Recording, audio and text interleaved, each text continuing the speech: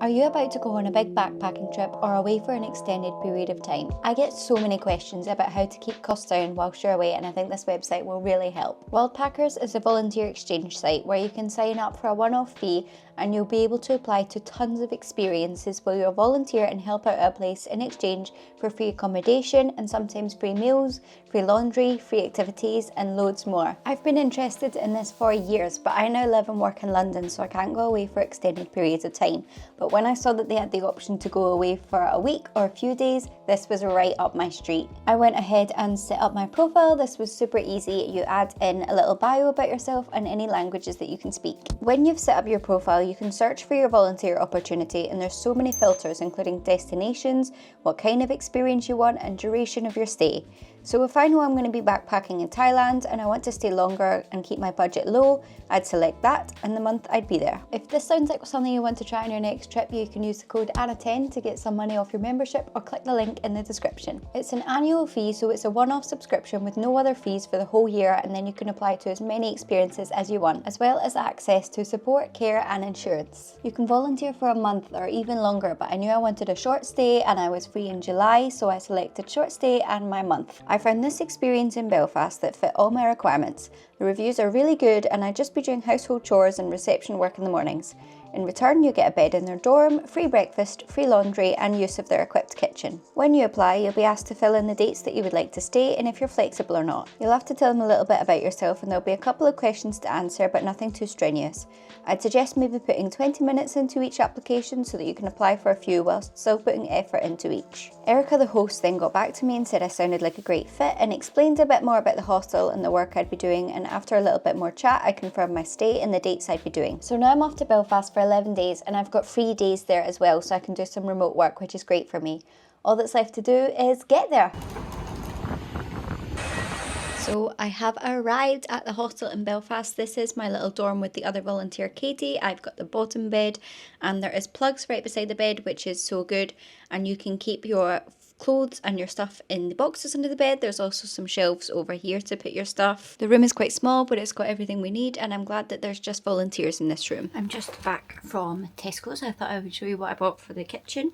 It did cost me £14, but it would have been cheaper if I'd taken my club card. I was stupid and I did not take my keys with my club card thing on it. But I'm going to show you everything I got. 6-pack of Phillips, already eaten one. I got this and a packet of noodles because I thought they'd just be easy, even though they're a bit expensive. Just easy meals. I'm feeling a bit low on my blood sugar, so I wanted to get some sugary sweets. Picked up some pads because I came on this morning. Some diluting juice. This was also a bit expensive, but I really like diluting juice, and I was hoping that they would have the little travel squeezy bottles, but they didn't. It was a Tesco Express. It wasn't massive. And got some mascarpone sauce. Defo could have gone for a cheaper pasta sauce, but I like that one. And some filled pasta. So I think the rest of this evening I'm just going to chill, get my bearings, and I start properly tomorrow. So I will film my day tomorrow for you. Night night. Good morning everyone. It is a new morning in the hostel in Belfast, and I thought I would show you around the hostel because in the middle of the day it gets kind of quiet. People here get up really early and they have breakfasts at like 8 AM and head out to do things most of the day and then come back in the evening. So I thought I would take that opportunity to show you around when it's not too busy, because obviously I'm volunteering with other people. There's a hostel owner, there's other people travelling. I don't really want to get them all on camera, especially if like they don't want to be, and I haven't really told people what I'm up to here. I've just said that I do like little social media videos and that Worldpackers contacted me, and I don't want to be like shoving my camera in people's faces. So let's go have a tour of my hostel. So when you come out of the private room that me and the other volunteers share, we have got a shower room, and we've also got 2 bathrooms here, which means that there is 2 showers and 2 toilets in the whole building. There's 4 rooms, 4 dorms, and 3 of them have got 4 beds and 1 of them's got 6 beds. So it can get a little bit busy in the morning when everyone's trying to get ready, and also when we're trying to clean the toilets, it can get a little bit busy. But they're really nice, clean, decent toilets. And then round the corner on the landing is this little station, which I love. This is like the getting ready station. There's a few different hair dryers and a little box where you can take things that people have left behind. And there's like heatless curlers, nail polish remover, just stuff that you might have forgotten, which is really nice to keep in this corner, and you can sit there with the window and the mirror and get ready in the morning, especially if there's people in the bathrooms. There is 4 floors, I think, to this hostel, including the ground floor. So we're gonna head down now to the communal areas, and in this hallway here, there's just like a big map of Belfast and things to do and like takeaway menus, which is super cool. And the little fairy lights by the front door, I love. I'm coming to the living room, which is where I'm working from today. I am using my days off as a volunteer to work in my remote job in London, which is really useful. But this living room is so cute and homely. It properly feels like somebody's house and not just a hostel. There's loads of different books that you can take and read, or card games that you can come in and play with people in the evenings. Lots of different musical instruments, and people will also leave Erica, the hostel owner, little postcards and things and letters to say thank you, and she puts them on the wall. And it also gives you such a good first impression that other people have really enjoyed their time here. Then you walk through the hallway again and round the corner to the reception and dining area. This is where we will sit if we are doing any check-in or check-out shifts, or where Erica normally sits to help people. And there's a little souvenir shelf with an honesty box, maps and more postcards and things that people have left her. And in the evenings or in the mornings, we'll all sit at this table and have breakfast or play some games and chat in the evenings.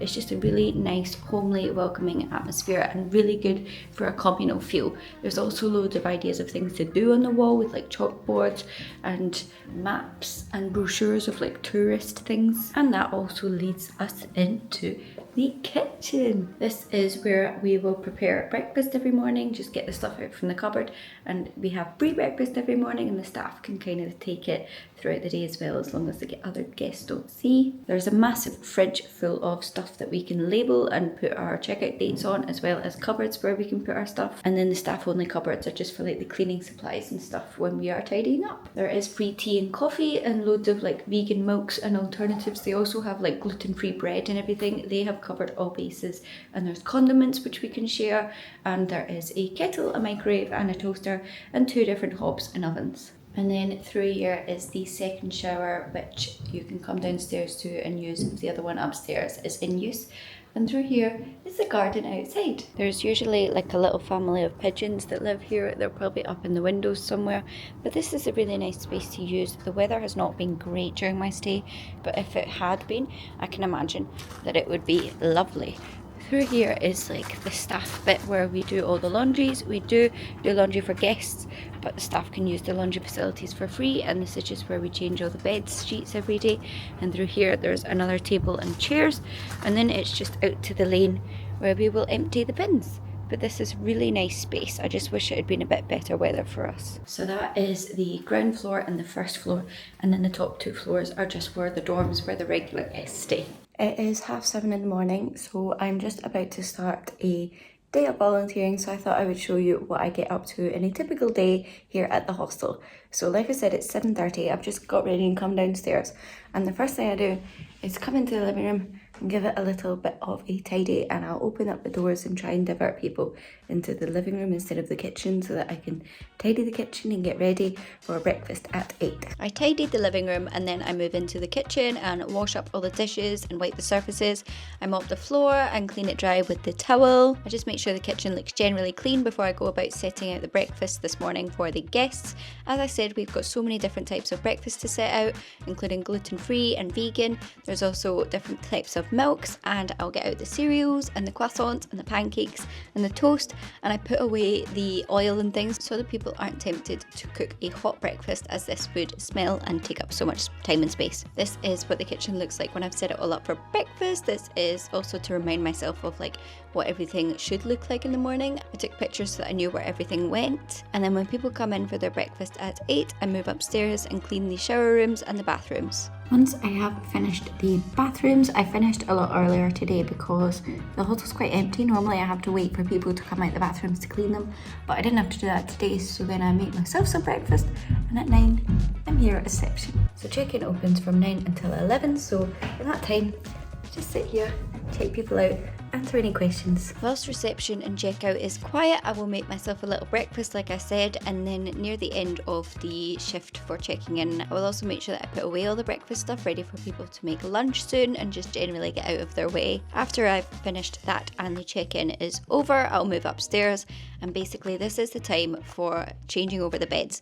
So if people have checked out, then I will know that there is an empty bed, and I'll go and take all the sheets off the bed, put new sheets on, I will hoover, I'll change the bins, I'll wipe down all the mirrors and make sure that the room looks presentable, and they're all made in the same way so that when people check in they know exactly what bed is for them. And this is what the dorms look like when I'm done, nice and tidy. And now it is nearly 2 and I've finished my work for the day. I actually finished a bit early because like I said, it's been so quiet today and I actually only had to change 5 beds, which was great. The day before I had like 9, and Katie, the other volunteer, the day that I came, she had to do 14. So it can really add up, and I'm not that fast, and I think if I did have 14 to do it, I would struggle to do it for 2, and 2 is when the check-in is, so you kind of have a deadline of when you need to change the beds by. I've just had some lunch that Erica cooked for herself, but she made too much. She made whipped feta and tomatoes and chickpeas, and it was really nice. I've come back into my little hostel room with Katie, and I'm going to just charge my phone up for a little bit.